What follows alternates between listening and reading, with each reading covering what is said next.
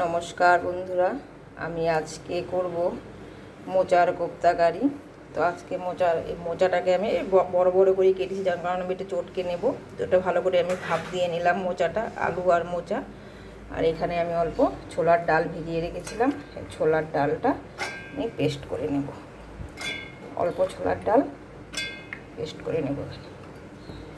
এখানে কাঁচা লঙ্কার ছোলার ডালটা একটু পেস্ট করে নিয়ে আসি, তারপরে এগুলো আমি সব একসঙ্গে আমি মাখবো, পরে আসছি আবার। মোচাটাকে একটু পেস্ট করে নিলাম, আর একটু ডাল বাটাটাও দিয়ে দিয়েছি। এখন এখানে দেবো একটু ধনে গুঁড়ো, একটু মিষ্টি, আর একটু হলো গরম মশলার গুঁড়ো, আর হলো হলুদ, আর হলো লবণ, আর অল্প অল্প একটুখানি আদা বাটাও দেব, আর একটু জিরে বাটা, আর একটু লঙ্কা তো দিয়েছি, আর এখন আর লঙ্কাটা দেবো না, ওই ডাল বাটার মধ্যে লঙ্কাটা আছে, তো এখন আর লঙ্কাটা দিলাম না। এখন এগুলোকে আমি ভালো করে পেস্ট করে মিক্সড করে নিয়ে বড়ার আকার, কোফতার আকার তৈরি করব। কড়াইতে তেলটাও গরম হয়ে গেছে, আমি এক এক করে এগুলো কোফতার মতো করে আমি কিন্তু এগুলো ভালো করে ভেজে তুলবো।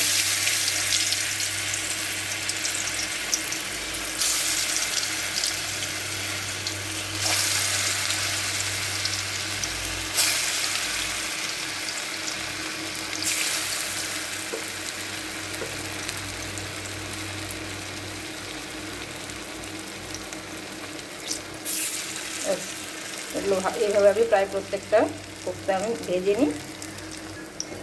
দেখো কোফতাগুলো একদম সুন্দর হয়ে ভাজা হয়ে গেছে। তো এগুলো এখন নামিয়ে নিয়ে আর কয়েকটা দিয়ে দেবো। এখানে আমি আর কয়েকটা কোফতা দিয়ে দিলাম, এটা হোক এদিকে। আর কোফতাগুলো হতে তো টাইম লাগবে একটু, সেই জন্য আমি এইখানে একটা আমি কড়াই বসিয়ে দিয়েছি। এখানে মশলাটাকে আমি ভেজে নেব। তো মশলা ভাজার জন্য এখানে ফোড়নে দেবো হলো গোটা গরম মশলা, আর একটু তেজপাতা, একটু গোটা জিরে,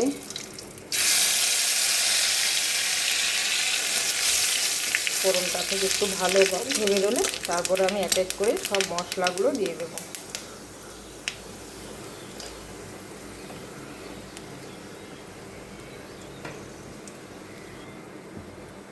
এখানে দেখো আমি সব রকম মশলা আমি বেটে রেখেছি, পেঁয়াজ বাটা, একটু টমেটো, আদা, জিরে আর কাঁচা লঙ্কা। এই সব মশলা আমি একসঙ্গে এখানে একটা একটা করে বেটে আমি প্লেটের মধ্যে রেখে দিয়েছিলাম। তো এখন আমি এগুলো সব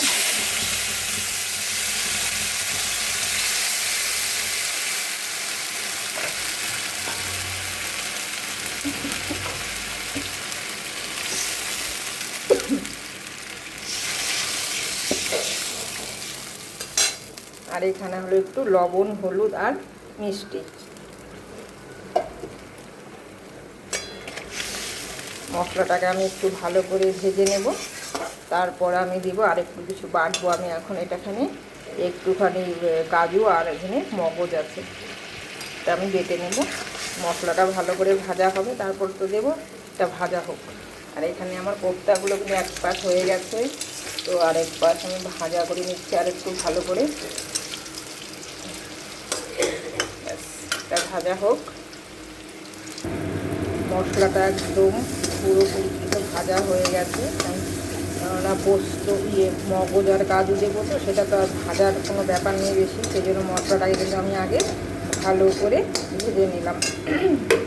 এখন এখানে হলো তোমার ওই কাজু আর মগজ বাটা, আর সেখানে আমি 2 চামচের মতো দই দিয়ে ভালো করে ফেটিয়ে নেব। এখন এটাকে নিয়ে মশলা ভাজা হয়ে গেছে, এখন হালকা করে গ্যাসের আঁচটা কমিয়ে এগুলো দিয়ে আমি আরেকটু ভেজে গরম জল দেবো, কিন্তু এটাতে ঠান্ডা জল দেবো না। গরম জল বসিয়েছি, গরম জল দেবো।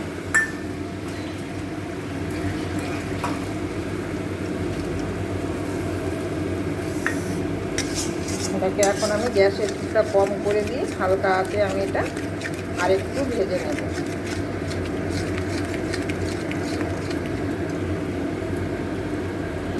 মশলাটা ভালো করে ভাজা হয়ে গেছে, সাইড থেকে দেখো তেল ছেড়ে দিয়েছে। এখন আমি এখানে গরম জল দিয়ে দেবো। গরম জল করে রেখেছিলাম,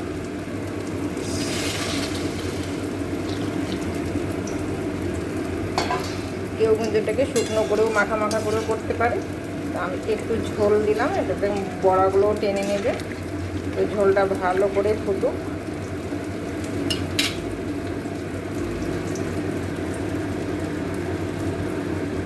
ঝোলটা ফুটছে, এখন আমি এখানে একটু গরম মশলার গুঁড়ো দিয়ে দেব।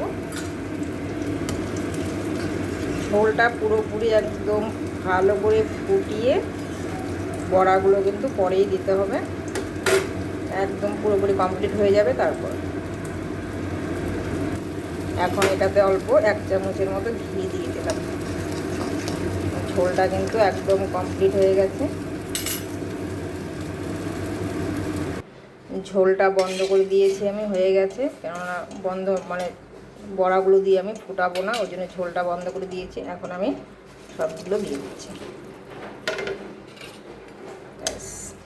এই গরমেই এটা ভেতরটা পুরোটাই মানে ভালো করে সেদ্ধ হয়ে যাবে আর টেনে নেমে অনেকটা, এই জন্য আমি এতটুকু ঝোল রাখলাম। কেউ চাইলে কিন্তু একদম শুকনো শুকনো করতে পারে।